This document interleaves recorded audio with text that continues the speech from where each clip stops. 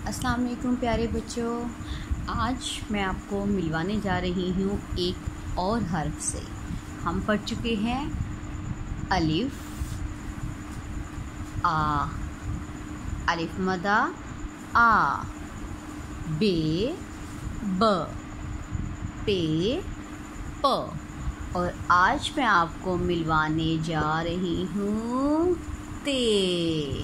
आज मैं आपको मिलवाने जा रही हूँ हर्फ ते से।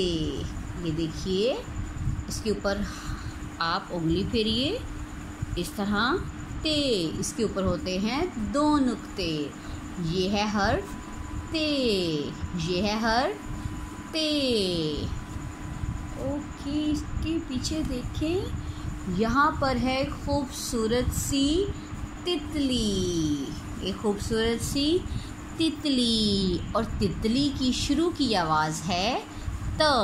तितली की शुरू की आवाज़ है त। शाबाश। अब हम अपनी किताब खोलेंगे, मेरी पहचान उर्दू कायदा।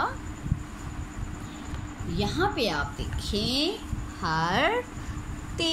ये क्या है? ते। ते से तरबूज। इसकी आवाज़ पढ़ें त।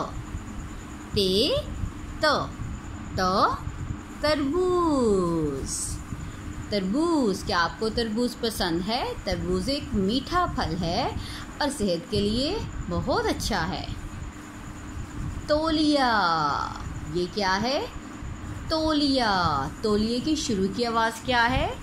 त। तौलिए से आप क्या करते हैं? तौलिए से आप हाथ को साफ करते हैं। ओह, ये क्या है?